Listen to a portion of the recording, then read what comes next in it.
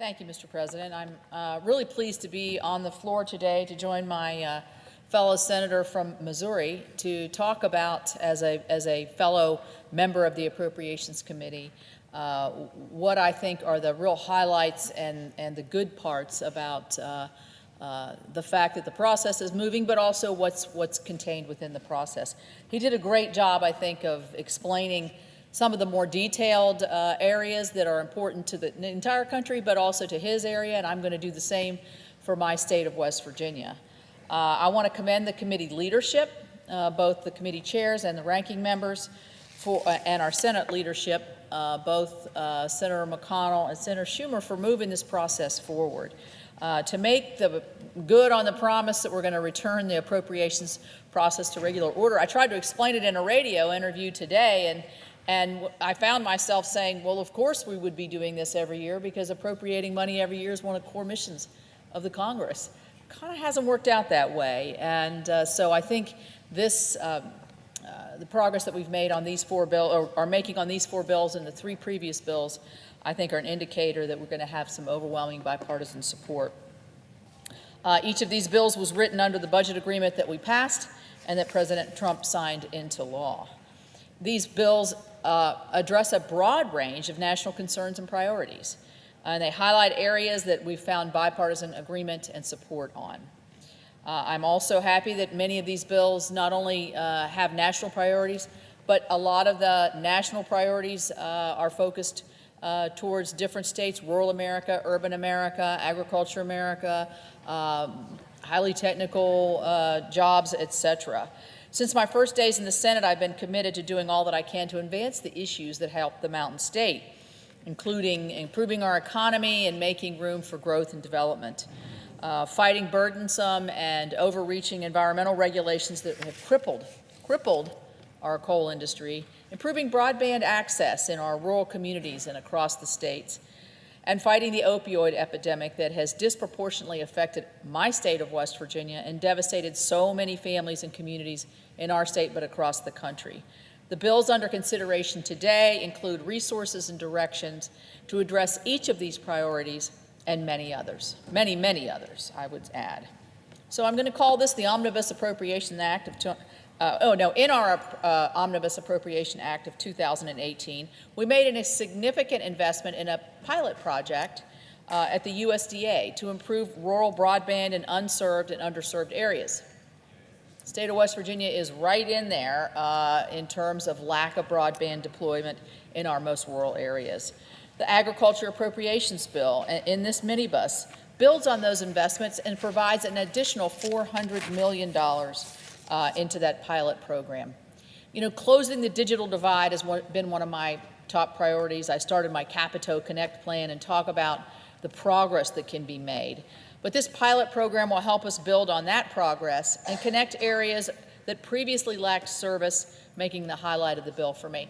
We had a hearing today about 5G in the Commerce Committee about how much quicker speeds and faster speeds and more advanced technology can improve the economy, how it can be extrapolated to the numbers of jobs and the numbers of dollars into the economy. And so I'm a firm believer that technology is going to drive this.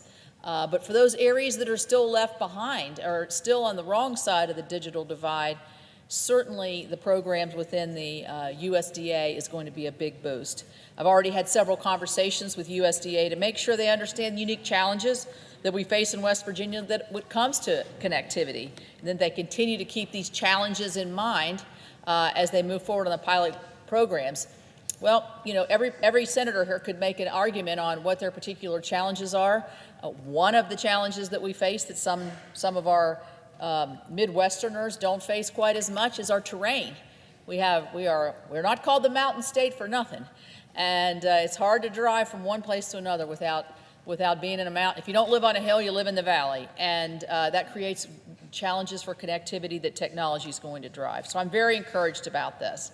I'm very encouraged not just about the broadband part of agriculture, but the rural development, water and electricity infrastructure, and opposing cuts to several programs that have been very helpful to our rural communities. West Virginia also, as every state, has challenges and opportunities in the transportation sector. I see the chairman of the Transportation and Infrastructure Subcommittee here, Senator Collins. She's done great work on the THUD appropriations bill. Some of these, certainly the airport improvement program and the contract tower program, are very important to our smaller airports, as well as our cities who receive the CDGB funding. Ways to improve your community, ways to move forward with housing and development that we need. And also, just in a smaller sense, the rail service by ensuring that we have a ticket agent in Charleston for Amtrak. Sounds like a small thing, but it's good for tourism and good for our country, or good for our city, and that our Hinton Railroad days are able to go on uninterrupted. One thing that has been interrupted in the last several years in any kind of sustained economy is our coal and energy sectors. The result, I believe, of the previous administration's never-ending war on coal. But thanks to this new administration, that war is over, and this bill will help us make sure that what remains will give us a fair and even playing field. The interior portion of this bill ensures that EPA returns to its core mission of environmental cleanup. The interior bill, which I should note passed the subcommittee by 31-0, everybody voted for it in the committee, also emphasizes the need to fund the deferred maintenance at our national parks. Something I've long advocated, something that I think we're at a point where we're really going to make a significant difference here. The Secretary of the Interior is very devoted as is the President, and this is a very much a bipartisan effort. It restores proposed cuts to the clean water and drinking water state revolving funds and grants programs that are tremendously helpful to states and localities. Some of these grants are not very large, but it makes the difference of having clean, drinkable water and water systems as opposed to having to bring your water in, which in this day and age, in my opinion, in our country, shouldn't be happening. The bill also includes funding to continue a pilot program through the Abandoned Mine Lands Fund to invest in projects that will strengthen our local economies. Obviously, this would be very helpful in West Virginia, Pennsylvania. We have a lot of abandoned mine land area that needs reclamation, that needs repurposed, and this program is very helpful to that. The final bill is the Financial Services and General Government Bill. I served as the chair of the FSGG bill in the last Congress during the FY18 budget. And I was pleased that the funding levels that we placed in FY18 have remained, and some of the priorities have remained in FY19, including an historic increase for the high-intensity drug trafficking areas. This is it's called HIDA program. It's out of the White House Office of Drug Control Policy. It's where you get a coordinated effort from your state, local, and federal law enforcement to stop the flow of these drugs into our country, the illegal flow of drugs. It is killing, literally killing a generation, and it's killing a lot of our communities. We also have an increase in there for drug-free communities, something where it's a ground-up program where your communities get together and try to, how do we solve this problem we have in our small community?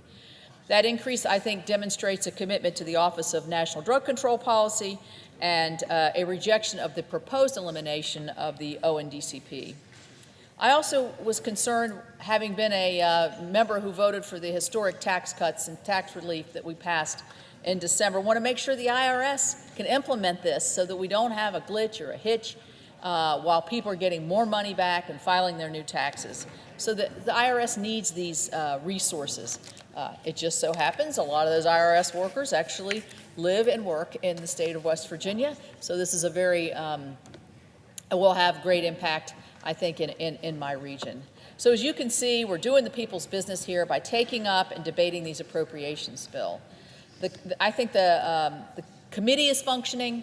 The Senate floor is already functioning with having 3 bills gone out, opportunity for everybody to weigh in, yay or nay. That's kind of what we're sent here for, aren't we? We're sent here to express an opinion, to vote, to make our thoughts of our constituents and our own thoughts known. And I'm even proud that a lot of the resources that we're going to be addressing in these bills will help to address very important West Virginia priorities. So with that, I would like to say I look forward to the continuing debate on amendments, the continuing openness of the process, the continuing cooperation, and dedication of spirit that to do the work that we're sent here to do, to appropriate the money, to prioritize our tax dollars, to show the efficiency and care about the taxpayer that every single one of our taxpayers deserves, and that's what we're doing here today. So with that, Mr. President, I would yield the floor.